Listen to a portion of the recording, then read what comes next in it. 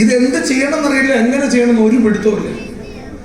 ഉപയോഗിച്ച പ്രോഡക്റ്റ് നല്ലതായിരുന്നു, ജീവിതത്തിൽ ഒരു പ്രോഡക്റ്റിനും കിട്ടാത്ത റിസൾട്ട് എൻ്റെ വീട്ടിൽ കിട്ടി.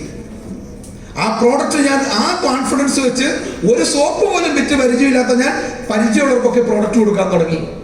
ഡെയിലി ഒരു 500-600 കിട്ടാൻ തുടങ്ങിയപ്പോൾ ഞാൻ വിചാരിച്ചു ഇതായിരിക്കും ഡയറക്റ്റ് സെല്ലിംഗ്.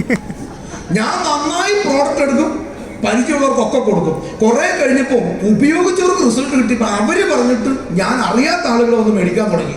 ഞാൻ നോക്കുമ്പോൾ സംഗതി വലിയ കുഴപ്പമില്ലാണ്ട് പോവാണ്. അപ്പൊ എല്ലാ ആഴ്ചയും എടുക്കും, നന്നായി വിൽക്കും, തീരുമ്പോൾ പിന്നെ എടുക്കും. അങ്ങനെയൊക്കെ ബിസിനസ് ചെയ്തുകൊണ്ടിരുന്ന സമയത്താണ് എന്നെ തപ്പി ഒരാൾ വന്നു. അദ്ദേഹത്തിന്റെ പേരാണ് മിസ്റ്റർ മുബീൻ മുഹമ്മദ്. സത്യത്തിൽ ഈ ബിസിനസ് എന്താണെന്നും ഇതിന്റെ വലിപ്പം എന്താണെന്നും ഇതൊരു വലിയ ഇൻഡസ്ട്രി ആണെന്നും ഒക്കെ എന്നെ ആദ്യമായിട്ട് ഇതിന്റെ വലിപ്പം മനസ്സിലാക്കി തന്നത് മുബീൻ മുഹമ്മദ് സാറാണ്. ഒരു പക്ഷേ എൻ്റെ ഫാമിലിയിൽ അല്ലെങ്കിൽ ഇന്ന് എൻ്റെ ലൈഫിലുള്ള എല്ലാ മാറ്റത്തിൻ്റെയും കാരണം അദ്ദേഹത്തിൻ്റെ ഒരു വിസിറ്റിൽ നിന്നാണ്. ബട്ട് ഡിയർ ഫ്രണ്ട്സ്, അന്ന് അദ്ദേഹം എന്നോട് കുറേ കാര്യം പറഞ്ഞു. എല്ലാം ഒന്നും എനിക്ക് മനസ്സിലായില്ല, പക്ഷെ 2 കാര്യം എനിക്ക് മനസ്സിലായി. മുബീൻ സാർ അന്ന് എന്നോട് പറഞ്ഞൊരു വാക്കുണ്ട്, പ്രസാദ് സാറേ, ഇത് കച്ചവടമാണ്. സാധനം വിൽക്കുന്നത് കച്ചവടമാണ്, വിൽപ്പിക്കുന്നതും കച്ചവടമാണ്. ആണോ അല്ലേ?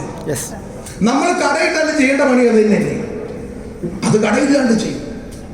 അന്ന് മുബീൻ സാർ പറഞ്ഞ 2ാമത്തെ കാര്യം, പ്രസാദ് സാറേ, ഇനി വരാൻ പോകുന്ന കാലഘട്ടം കോടികൾ മുടക്കി ഇരുന്ന് വിൽക്കുന്നവൻ്റെതല്ല, ടെക്നോളജിയും ബുദ്ധിയും ഉപയോഗിച്ച് കാലഘട്ടത്തിനനുസരിച്ച് ബിസിനസ് ചെയ്യുന്നവരാണ് ലോകത്ത് മട്ടങ്ങൾ ഉണ്ടാക്കാൻ പോകുന്നത്.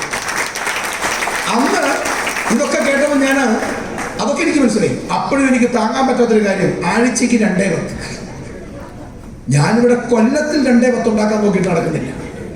അത് മാസത്തെ കിട്ടുമെന്ന് പറഞ്ഞാൽ പിന്നെയും താങ്ങാം, ഇത് ആഴ്ചക്കാഴ്ചക്കാണ്. ഞാൻ സത്യത്തിൽ അന്ന് ചിന്തിച്ചത് ഈ ആഴ്ച 2 കിട്ടിയാ ഇതെങ്ങനെ കിട്ടുമെന്നല്ല, ഇത് കിട്ടിയാൽ എങ്ങനെ ചെലവാക്കുമെന്ന് അന്ന് ഞാൻ ചോദിച്ചു. ഓക്കെ,